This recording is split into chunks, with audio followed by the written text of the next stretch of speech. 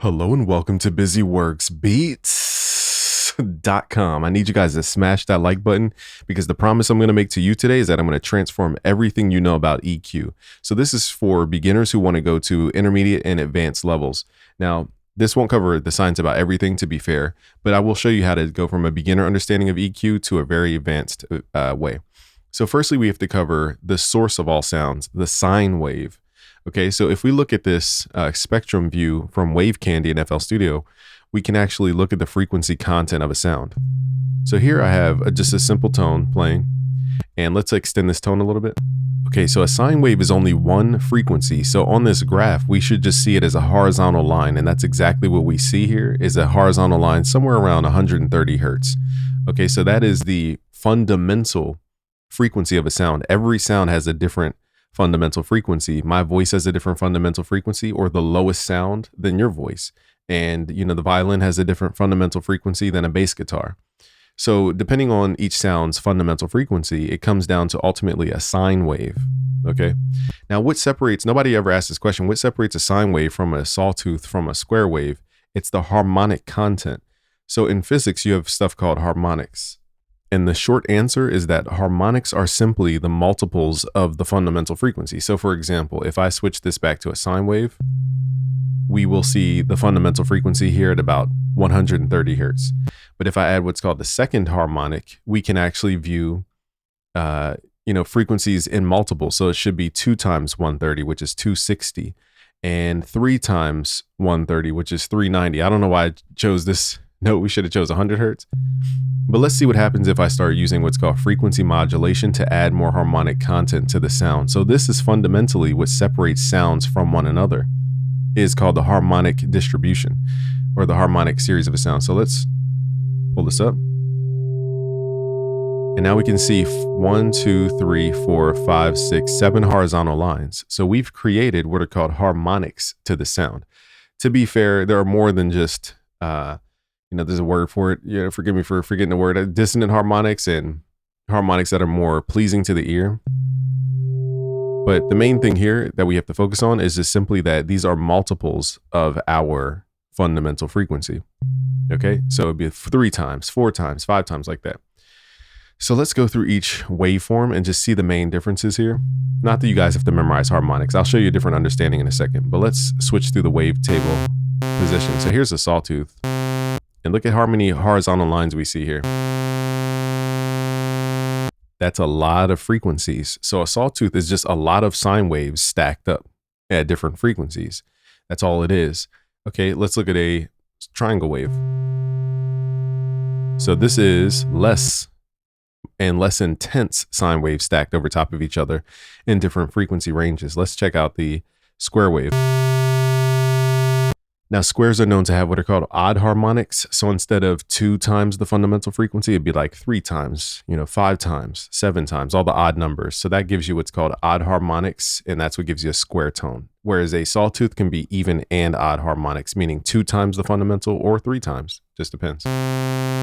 So those are the differences between sounds. So EQ allows us to shape not only the harmonic content, but the intensity of it. So first, before we even get to the EQ, notice how we're going to the sound source itself so that you guys can have a fundamental understanding of sound. Okay, let's click in Serum. Let's click this little pencil tool.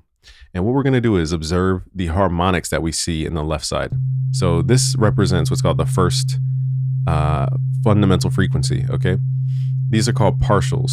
Okay, so as I add this second column, we should see another frequency in our chart. And we also hear it's actually a second tone. Okay, so this is literally another frequency, and it makes the sound feel more full because now we have 2 frequencies happening. So when people say more density to your track, you just literally mean you need more frequencies in your track. Okay. So we literally have 2 frequencies now. Now, what if we add the third harmonic? Now we have 3 frequencies. Now I'm not going to go through the harmonic series in this video because that's more of a sound design and music theory concept, but just look at when I keep adding these harmonics, we get more and more horizontal lines. That's all you guys need to understand. Now what happens if I create like curve like this? Okay, now we're getting into more buzzy territory because we literally have so many sine waves having what's called positive wave interference and negative wave interference. and it creates a buzzy tone because look at these harmonics. They resemble, you know, that of a sawtooth because they're stacked up at a certain proportion. Now, what we can do per harmonic is we could turn different harmonics up or down. So if I turn up the fundamental, it's going to sound more boomy because I'm making the lower frequency more intense. Now, if I turn it down, we hear less of that boominess. That's all an EQ is really doing, is turning the existing harmonics up or down. That's all it's doing. Okay, now certain EQs, the reason we go for analog EQs is because they do more than just turn harmonics up and down. Certain analog EQs, they actually add harmonics. So let's say your sound is a sine wave, just a simple fundamental frequency. What certain EQs do is they'll add in, subtly or more intensely, they'll actually add in like the second and third harmonic. It might be very, very subtle, but the reason the bass sounds more prominent is because we've literally added more frequencies to the equation. Okay, so I'll exaggerate this more and more. So some EQs, you're like, how to get more buzzy when I boosted at 60 hertz? It's because you're adding harmonics to the equation. You're doing more than just turning one thing up and down. You're actually turning multiple things up and down. And that's what separates different EQs. So now that we understand the fundamental concepts, let's load up a sawtooth because this has a lot of harmonics in it. Now it does get a little aggressive on the ear. So what I'll do is I'll turn off the output or turn down the output so it doesn't blow our ears off.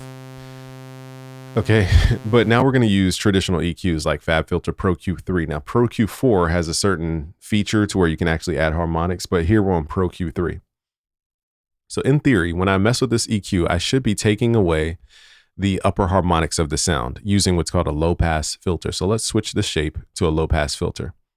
Now my goal with this is the sound is too bright, meaning it has too high of a frequency in it. So I want to remove the higher frequencies and remove those higher harmonics out of the sound. So let's do that to the saw wave. So on the graph, we should see these frequencies up at the top get less and less intense, or less orange and yellow, and it should become more purple and blue.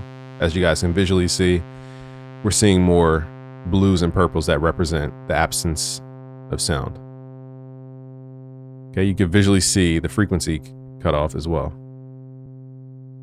So, you know, without boring you guys to tears, there's different dB per octave. So as you guys can see, if you zoom in and pause the video, there's still harmonics, there's still upper harmonics in the sound. They didn't go away. We just turned them down. Okay, and we do this at a certain ratio. So this is a ratio of turning stuff down. We could do 6 dB per octave, meaning it's a certain curvature. Okay, we turn them down more harshly. 18 dB, we could turn them down more harshly. 24 dB, anything past 24 dB. Normally, you know, you're going to hear some artifacts, potentially phase shifting and different things that I don't even understand and comprehend the math behind it. But usually speaking, 24 dB is the standard. Like, you really don't go beyond that point unless you're trying to do something extremely specific. I'm not giving you guys rules. I'm just giving you guys real like stuff that we would do. So let's do the same technique here, but with 24 dB per octave. And now we can hear that cutoff is more sharp. I might have to turn the sound up just a little bit so you guys can actually hear and perceive this. Hold on. There we go. All right, so let's do this again. Let's do it at 6 dB per octave. And we're just going to turn down the filter. Listen how gentle it is with the high frequencies. So it's like, even though we're at 200 hertz, I can still hear high frequencies. That's because we didn't completely get rid of them. We just turned them down. The same way I can go inside of Serum, click in this pencil tool, and just literally just turn stuff down manually. That's the same exact thing the EQ is basically doing, just turning down specific harmonics. But the thing is, the harmonics have to exist. Okay, so we're going to get into that in a second. So here is 12 dB per octave.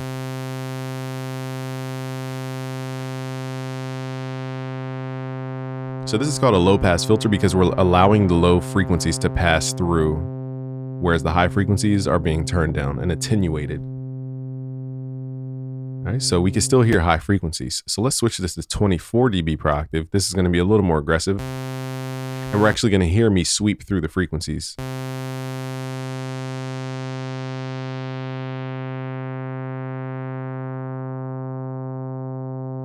And you can hear now it has more of a, like an emphasis to it. And that's where we get the concept of resonance. So this is a little bit beyond the scope of this video, but resonance is basically where we're using an EQ boost or a harmonic boost, whatever you want to call it.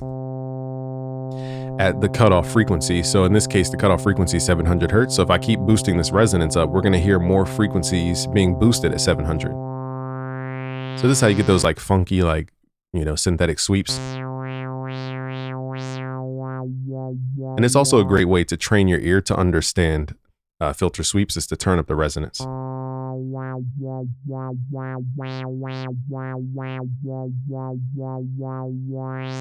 But the main part of this lesson is to show you just the difference between 6 dB per octave and 24 dB. Okay, this is literally the same frequency target. One's at 6 dB per octave, one's at 24. So basically one filter cuts off more high frequencies than the other. That's all you need to know about that. Okay, now let's get into the next concept here. So I mentioned in this video that EQ, it handles harmonics that exist. Like I just showed you guys, the difference between a sawtooth and a sine wave is the harmonic structure. So an EQ only works on stuff that exists. If I switch this back to a sine wave and then I try to do the same techniques, it doesn't do anything because there are no high frequencies on this sound. The only thing that we actually see is phase distortion. So if you zoom in and pause the video, you'll see these little blips. That's simply just phase distortion. I don't know the mechanics of how EQs are coded, so I can't give you guys information on like the phase math behind it. Okay, but the point is, I can't boost something that is not there. That's the main gist of what I'm trying to teach you guys here, is there's nothing beyond this one frequency, 130. There's nothing to boost. So if you're boosting with your EQ, even if you follow some guide online or whatever, there's nothing in the sound to actually boost.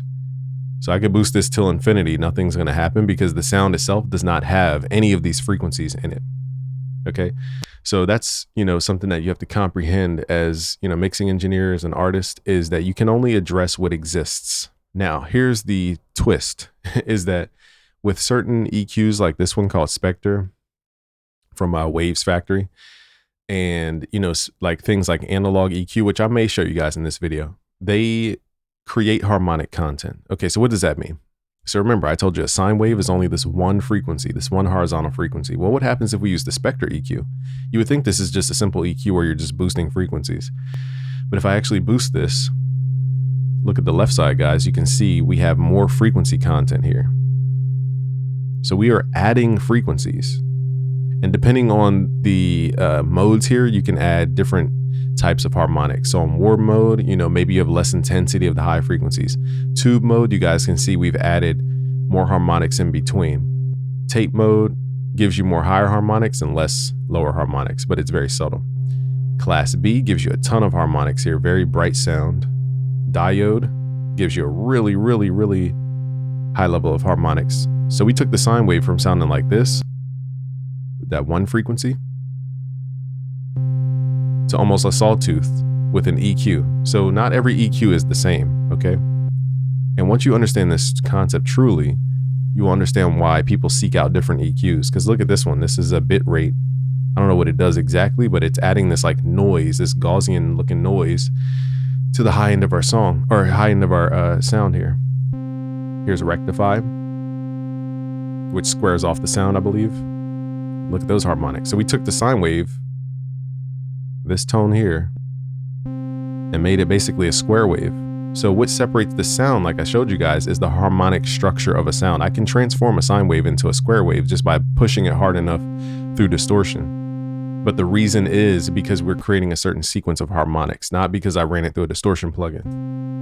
Okay? So now that you understand what EQ is actually doing, and every EQ is not the same, let's see what analog EQs actually do. Now here's the cool sound design thing most people don't know about EQs. So let's use some analog gear here. This is Analog Matrix made by Access Analog. You guys can learn about it at busyworksbeats.com/access analog. That lets them know you came from here. So basically I loaded up an API 5500 EQ. So normally if you just leave it as is and run the spectrum, you're not going to see any harmonics with the sound. Now we have to, in order to create the harmonics, we have to push the signal harder into the unit. So this is a part of gain staging that people keep talking about, because different gear reacts in different ways. So if I push the input into this unit, now we're going to check the harmonics on the left. Look at these harmonic lines now, because I'm pushing the signal harder into the unit, it's reacting in a different way. Okay, and now it doesn't sound like a simple sine wave, it sounds like a triangle wave. So here's without it. Simple sine wave. I'll turn the output up a little bit. Now here's with it. Sounds very different than a sine wave. Okay, so that just shows how a lot of people don't realize how powerful certain EQs are because they're not pushing them hard enough, or they may not comprehend the idea of harmonics and how important they are.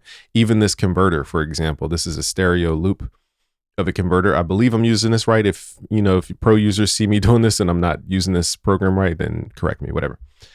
But we're going to push the input through their converter past 0 so that we should be clipping their converter. And then in return, we should be able to see us creating harmonic content. Okay, so this is the idea of clipping converters. You know how EA Ski keeps talking about the converters on the MPC, stuff like that? Because if you push converters a certain way, they create more harmonic content. So let's push this input into the converter so that it goes past 0. And as you guys may be able to hear, I'm not sure if you guys can hear, but it's creating a clipping. So let me turn this up a little bit. So if this is what it's doing to the sine wave, imagine what it does to your entire drum kit.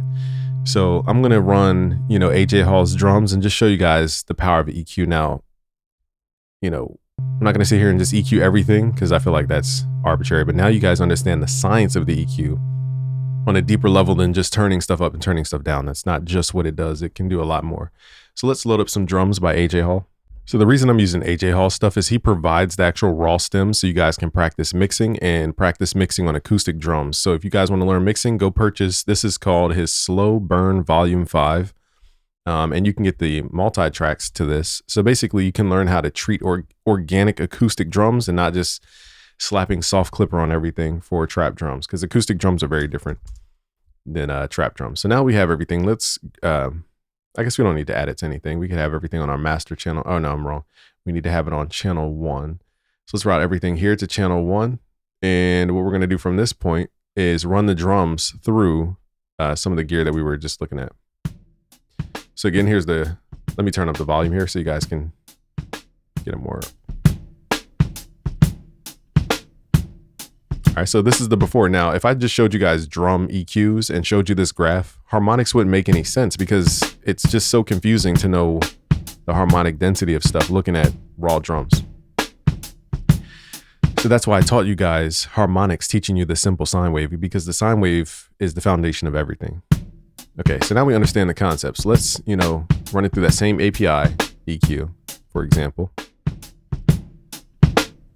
Now here I was boosting everything, but let's be a little more selective here. Let's boost around, let's say 60 hertz. This should give us more thump because why? We're boosting that fundamental frequency of that sine wave down there.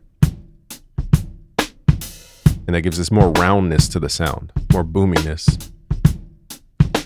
Now what happens if we drive the signal into the EQ? So let's turn down the output and turn up the input into the actual unit. I'm going to exaggerate this so we get, you guys may hear it sounds a little more exciting because we've literally added more frequencies into this drum take. So here's before. Whoa. Let me make sure this doesn't, here's before.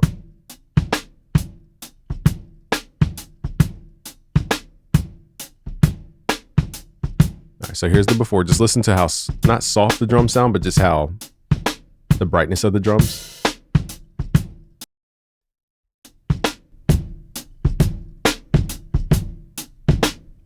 Now they sound a lot brighter and more full in the low end because of how much we boosted that low frequency.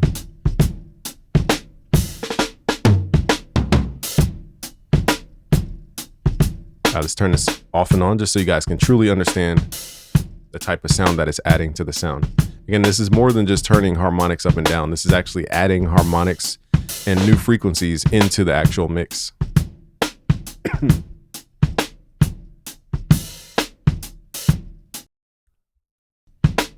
Here's after.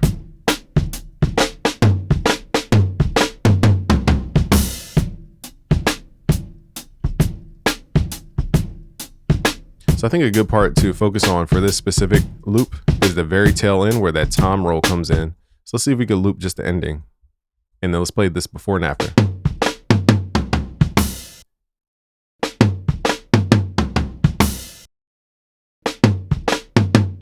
So we're listening to the before. Now let's turn on the EQ. Now it's going like that. Now again, I'm exaggerating it because I'm pushing heavily into this.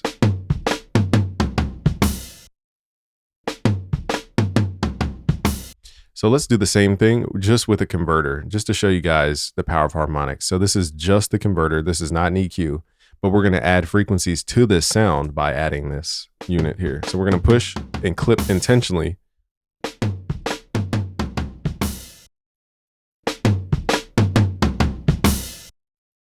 Now I'm going to really push this thing to see how crunchy it can get.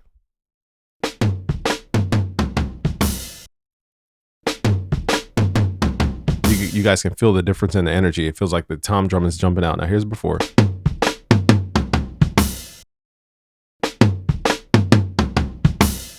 Here's after.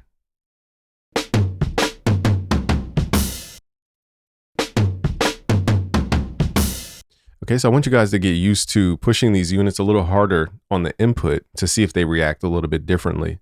Let's try a different EQ. Now, I'm not sure every EQ acts the same. In fact, I was going to show you guys the pull tech from here, but it's not active right now on the specific unit. But even compressors, for example, I think people don't understand compressors also potentially add harmonic content. Let's pull up our sine wave example. All right, so let's run the sine wave through a real compressor. So not a plug-in version, a real compressor. Let's use the SSLG compressor. Now, most people think compressors just turn stuff down and just work on dynamic range. Compressors do a lot. They work on harmonics, the dynamic range, and they add groove depending on how you use the compressor. So what we're going to do here is simply lower the threshold, and we're going to give this an attack that's very fast and a release that's very fast. Now, depending on the compressor, just having a fast attack and release can give it harmonic content because of the way that it's shaping the actual waveform. Now, you guys might not be able to see it, but I see 3 extra lines here, which means we're adding harmonics just by turning down the attack and release. So when people use this on vocals, the point of it is not just to capture the vocal and make it snap down right away. That's part of the reason. The second part of the reason is because it's making a simple sine wave have harmonics. As we can see in the spectrum to the left, we now have 1, 2, 3, 4, 5, 6, 7. Whoops. 1, 2, 3, 4, 5, 6, 7, 8 new harmonics added to the sound just running through the compressor. So when people say that, analog gear has a color, they literally mean you're adding frequencies to your sound most of the time, if not some kind of noise profile to your sound. So that's, and we even have even more harmonics, it looks like. So there's like 2 ghost harmonics here. And this is just on, fast attack now and fast release. And this is a compressor. So most people, again, they associate compression with just, holding something with the volume. That's part of it. But it's also, we're adding, again, harmonics and just making sure certain frequencies and harmonics don't go above a certain level. So going back to that serum chart, for example, if I was using a compressor, it's just saying, okay, I don't want to go above this point. So if I add more harmonics, they're not going to go above this specific point in volume. Now, again, I'm generalizing. I'm not being, saying that's the fact all of the time. Okay. So that is the secret behind EQ and compression. So if you guys want a video about just how I use compression, actually, I have a couple more tips for you guys. So let me show you guys my secret EQ frequencies for each thing. So let's start with the drum. When it comes to drums, my favorite frequency is 60 hertz for the bass or 75 hertz for the bass. And usually the high end, I'll mess with the high end. So let's just see where this specific drum is. So we got to find the kick drum fundamental frequency. This is the lowest frequency that this kit is making. So even if I boost to 60, if the drum never made a frequency at 60, there's nothing to boost here. But it looks like there is a little bit of frequency here. It's just very subtle. Now you can also address, there's a lot to teach here, so I got to be like vague, unfortunately. But when you're recording a sound, depending on how far away you are from a sound, depends on how loud it's recorded into the actual microphone. So they may have a microphone capturing the sub frequencies of the kick, but because they turned it down on their mixer, it seems like there's no 60 hertz here. But if we boost to 60 hertz, you can actually feel that rumble jump out. And this is the part of the bass that I like, the part of the kick that I like. So let's boost this at 60 hertz. Now I'm exaggerating so you guys can hear. So again, let's turn this on and off.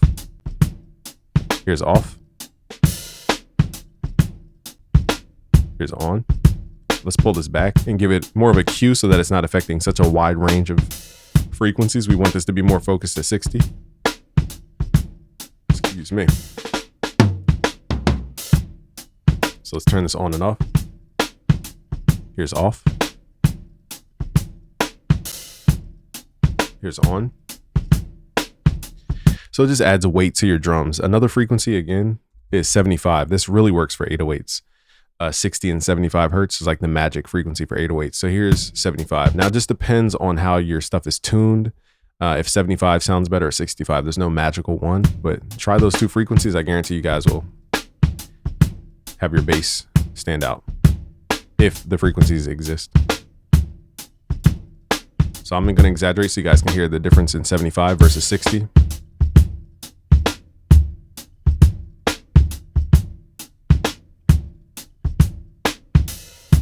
Okay, now let's go back to 60.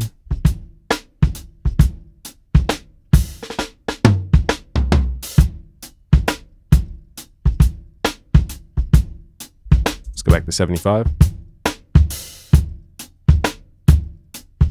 So the way I think about it is like 60 hertz is more of a feeling. 75 is more of a tonal feeling, if that makes sense.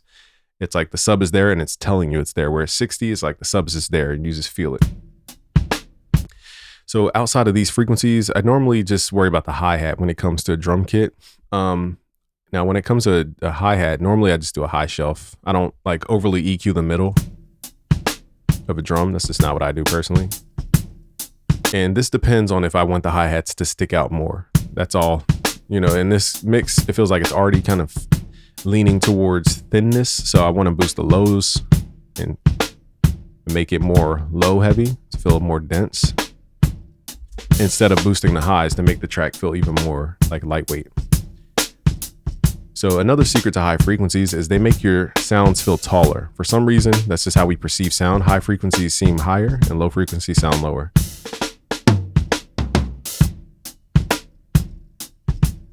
So here's before.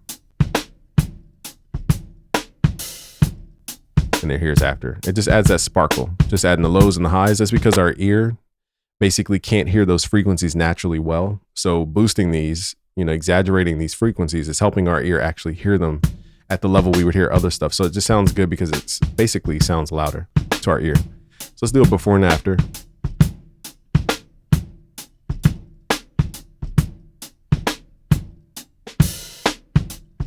Here's after.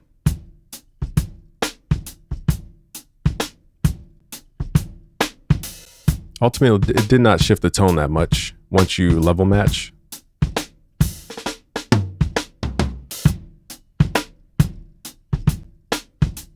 It's just giving the bottom a little more weight.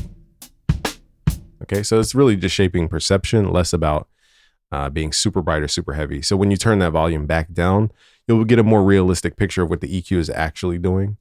But it is doing something. It's reorganizing the priority to those low frequencies in this case. All right, but it's extremely subtle. I wouldn't expect a beginner to understand that. Now let's EQ an 808. So now we have the famous DJ Spins 808. Spins 808. So firstly, let's turn it up a little bit so you guys can hear. Now this frequency, you guys can see it has more than just low frequencies in the 808. It has a ton of these middle harmonics. And that's why people love it. It's because it's not just a sub. Okay, now if we add a simple EQ.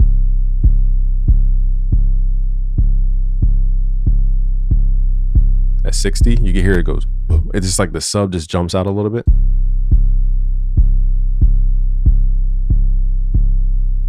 Listen to the transient at the very beginning of the sound. I'm gonna turn this on and off.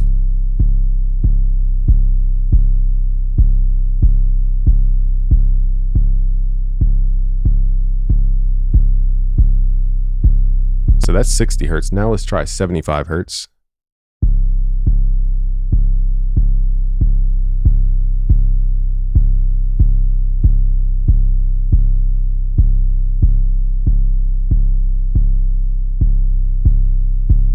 So again, this is more of a tonal sub to where it's like telling you that it's there, whereas 60 is more of that energy. It just punches through and then turns off in this case for this specific 808. So that's the main difference between 60 and 75. Normally speaking, I'd go for more 60 hertz more than I go for 75. Now, every other 808 just depends on what you're trying to get out of the 808. There's no magical EQ, but 60 and 75 hertz are the best frequencies, in my opinion, for every 808. Okay, to at least address that and see if it sounds better. Now, the higher frequencies depend on the harmonic content of the actual sound. So this 808 actually has harmonic content starting at, 100 hertz and up. So if I boost this, we can actually exaggerate those higher frequencies that already exist in the sound. So that's a lot of frequency content that we don't realize is actually in the actual Spins 808. Now, if we turn this down, it does the opposite. Now it's going to focus only on those sub-ear frequencies. So now we have a smoother tone because now we're changing the waveform into more of a sine wave, and that sine wave is just the smoothest tone you're going to get. So that's how using EQ can shape our perception of, the sound. In this case, the more we boost the higher harmonics, the more distorted it sounds because we're adding dissonant harmonics and harmonics that are more harmonious.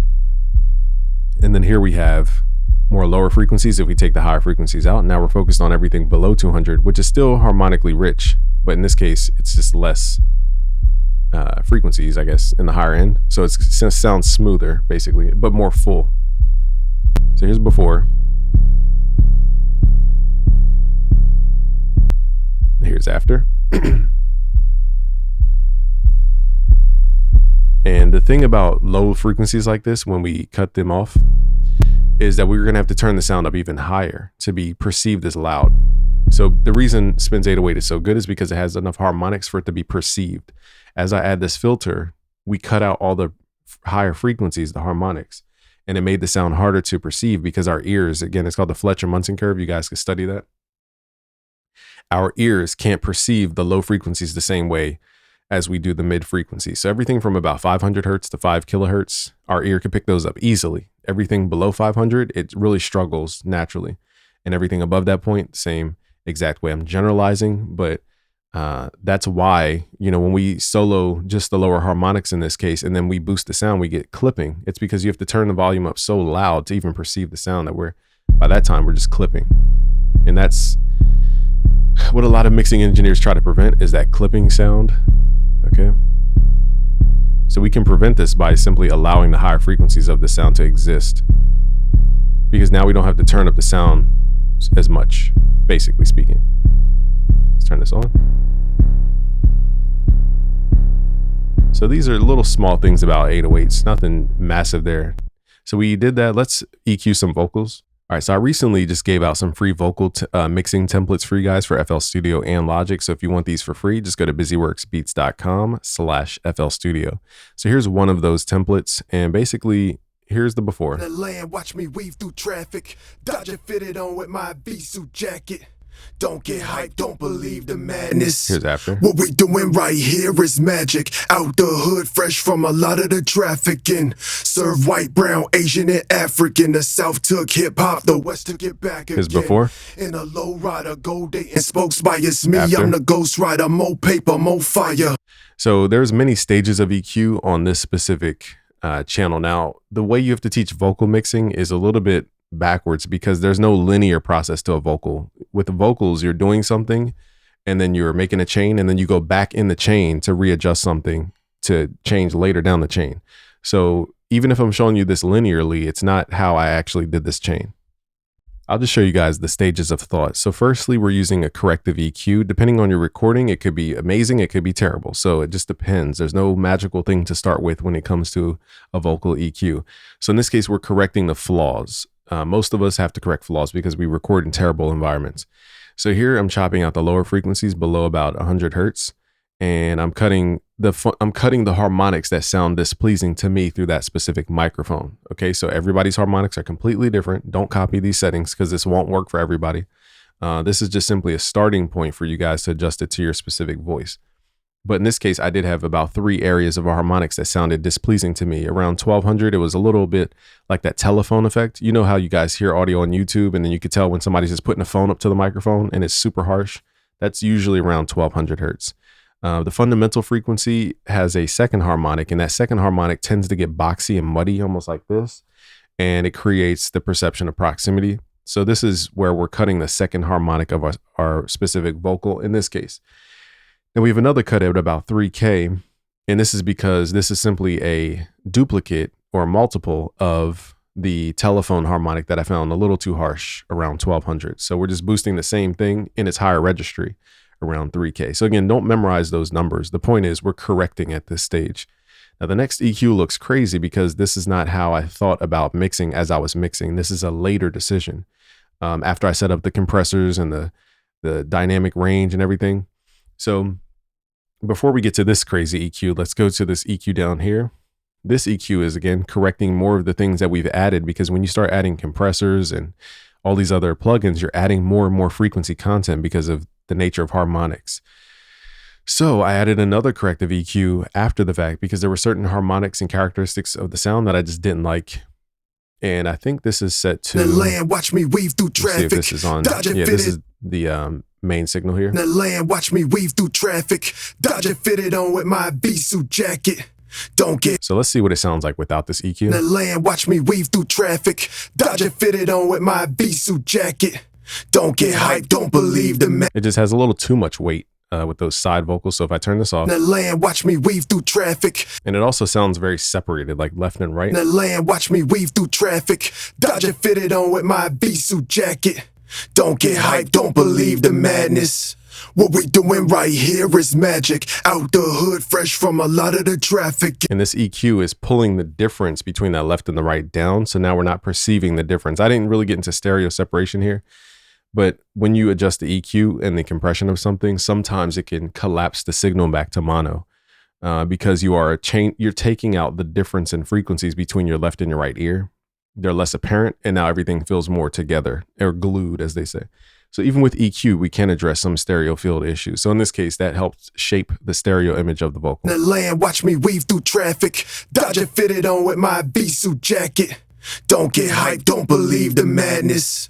What we doing right here is magic. Out the hood, fresh from a lot of the trafficking. Serve white, brown, Asian. So we're just taking out those frequencies that are really resonant. With vocals, you get a really resonant performance, whereas other instruments are a little more pleasing to the ear because they're spread across frequencies, whereas vocals have these really harsh areas that we have to correct 99% of the time.